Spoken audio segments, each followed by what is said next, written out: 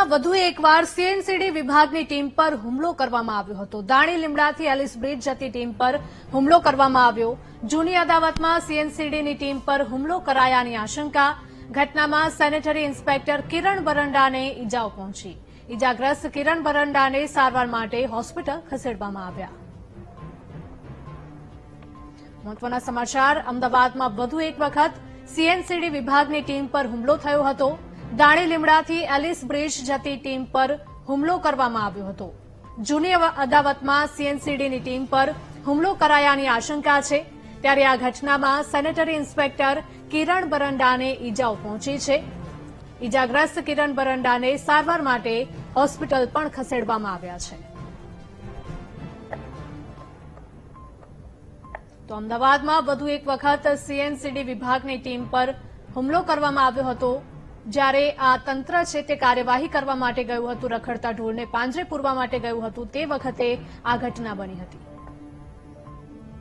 સંવાદદાતા દર્શલ જોડાઈ ગયા છે ફરી એક વખત। દર્શલ, જણાવશો કે અમદાવાદમાં વધુ એક વખત સીએનસીડી વિભાગની ટીમ પર હુમલો કરવામાં આવ્યો હતો, શું હતી સમગ્ર ઘટના? જી, જે પ્રકારની ઘટના સામે આવી છે, ઘટનાની અંદર જે સીએનસીડી વિભાગની ટીમ મંગળવારે કામગીરી કરી રહી હતી, ઢોરો પકડીને તે દાણી લીમડા ઢોરવાડા ખાતે મૂકીને જ્યારે આ ટીમ એલિસ બ્રિજ તરફ જઈ રહી હતી, તે સમય દરમિયાન આ ઘટના બની છે, જ્યાં લગભગ 10:15ની આસપાસ જ્યારે આ ટીમ જે દાણી લીમડાથી નીકળીને એલિસ બ્રિજ તરફ ગલી ખાચરામાં જતી હતી, ત્યારે કેટલાક શખ્સો તેમની પાછળ પીછો કરતા હોય તે પ્રકારની તેમને શંકા હતી અને તે બાદ આ હુમલો થવાની ઘટના બની છે। એટલે કે અંગત અદાવત રાખીને આ હુમલો કરાયો હોવાની હાલ આ જે ઘાયલ કર્મચારી જે છે, અન્ય કર્મચારી છે, તેમને આશંકા છે।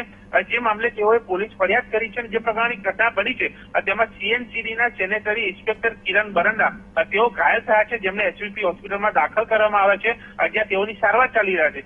આ પ્રકારની ઘટના સામે આવી છે, જે મામલે પોલીસે તપાસ શરૂ કરી છે। જે ઘટના બની છે તે સ્થળની આસપાસ જો સીસીટીવી હશે તો તે મેળવીને પણ તપાસ કરવામાં આવશે। એટલે કે આ પહેલી ઘટના નથી, અગાઉ પણ આ પ્રકારે સીએનસીડી વિભાગ જે ઢોર પકડવા જતી ટીમ ઉપર હુમલા થયાની ઘટનાઓ બનતી હોય છે, પરંતુ આ ઘટનાની અંદર ચોક્કસ જે અદાવત રાખીને હુમલો થયા હોવાનું હાલ એક અહીંયા આશંકા છે, જે મામલે અહીંયા ફરિયાદમાં ઉલ્લેખ પણ કરવામાં આવ્યો છે, રજૂઆત પણ કરવામાં આવી છે। સાથે તે મામલે હવે પોલીસ તપાસ કરશે, ત્યારે સ્પષ્ટ થશે કે આખરે આ હુમલો કરનાર વ્યક્તિઓ કોણ હતા, ક્યાંથી આવ્યા હતા। કારણ કે જે પ્રમાણે શહેરમાં આ કામગીરી થઈ રહી છે, ક્યાંક જે પશુપાલકો છે તે નારાજ છે, તેમાંથી કોઈ હોઈ શકે છે અથવા તો અન્ય કોઈ પણ હોઈ શકે છે। જે બાબતે તપાસ થશે તે બાદ સ્પષ્ટ થશે અને તે બાદ સામે આવશે આખરે હુમલા કરનાર કોણ હતું। જી બિલકુલ, તમામ માહિતી બદલ આભાર દર્શક। તો નરેશ રાજપૂત જોડાઈ ગયા છે કે જેઓ સીએનસીડી વિભાગના એચઓડી છે। નરેશભાઈ, જણાવશો કે જે પ્રકારની આ ઘટના બની છે, શું પ્રતિક્રિયા આપની?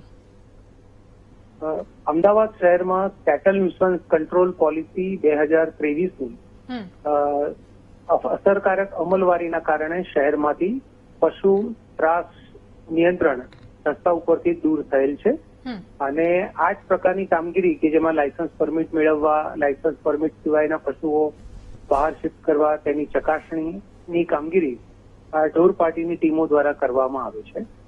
આ જ કામગીરી પશ્ચિમ ઝોનમાં પણ થઈ રહી છે અને પશ્ચિમ ઝોનના સેકન્ડ શિફ્ટના ટીમ ઇન્ચાર્જ બરંડા એ ફરજ ઉપર હતા। એ એમની ફરજ પૂરી કરી અને જઈ રહ્યા હતા, એ સમયે એલિસ બ્રિજ પાસે અજાણ્યા શખ્સોએ એમની ઉપર હુમલો કરતા તેમને ઈજાઓ થયેલ અને એમને મેડિકલ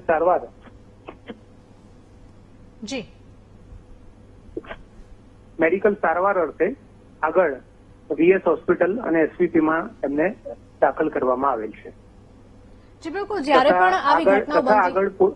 તથા આગળ પોલીસ ફરિયાદ નોંધી અને ગુનો નોંધી પોલીસ પણ એમની આગળની કાર્યવાહીઓ હાથ ધરશે। જી બિલકુલ, આ કોઈ પ્રથમવાર આવી ઘટના નથી બની। અગાઉ પણ આપણે જોયું હતું કે જ્યારે ઢોર પકડવાની કામગીરી ચાલતી હતી ત્યારે પશુ માલિકો જે હતા, પશુપાલકો હતા, તે જબરદસ્તી ઢોરને મુક્ત કરાવી લેતા હતા અને હુમલાઓ પણ થતા હતા અધિકારીઓ ઉપર। તે સમયે શું કાર્યવાહી થઈ અને હવે આગળ શું કાર્યવાહી થવી જોઈએ, શું ઈચ્છી રહ્યા છો આપ? ઢોર પાર્ટીની ટીમોની સાથે એસઆરપી પોલીસ પણ મદદમાં સાથે જ આપવામાં આવે છે અને જે તે સ્થાનિક પોલીસ સ્ટેશન ની મદદ મેળવી અને આ કામગીરી વધુ અસરકારક બનાવવા માટેનું આયોજન પણ કરવામાં આવશે। જે માટે શહેર પોલીસની પણ મદદ લેવામાં આવશે. જી બિલકુલ, આપ અમારી સાથે જોડાયા તે બદલ આપનો આભાર. તો અમદાવાદમાં વધુ એક વખત સીએનસીડી વિભાગની ટીમ પર હુમલો થયો હતો. દાણી લીમડાથી એલિસ બ્રિજ જતી ટીમ પર હુમલો કરવામાં આવ્યો હતો. જૂની અદાવતમાં સીએનસીડીની ટીમ પર હુમલો કરાયાની આશંકા છે. ત્યારે આ ઘટનાને લઈને અનેક સવાલો પણ ઉભા થાય છે. વારંવાર ઢોર પાર્ટી તંત્રના જે પણ અધિકારીઓ છે તેના ઉપર હુમલાઓ કરે છે, છતાં પણ શા માટે કાર્યવાહી નથી કરવામાં આવતી તે પણ મોટો સવાલ છે. વારંવાર આવી ઘટનાઓ બનતી હોવા છતાં પણ દાખલારૂપ કાર્યવાહી ક્યારે કરવામાં આવશે? ઢોર પાર્ટીની સુરક્ષામાં કેમ કોઈ જ પગલાં નથી લેવામાં આવતા? ઢોર પાર્ટી પર વારંવાર હુમલો થવા છતાં કોઈ જ કડક કાર્યવાહી શા માટે નથી કરાતી?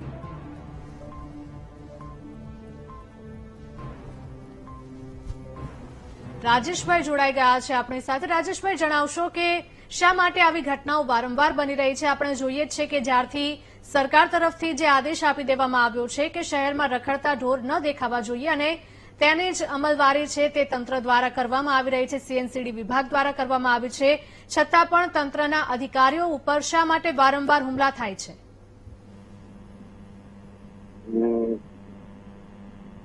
એ લગભગ હું માની શકાય કે એ લોકોને ગમતું નથી એમના ઢોર લઈ જાય એટલા માટે કદાચ હુમલો કરતા હશે, ટાર્ગેટ બનાવતા હોય ટીમ લીડર પર.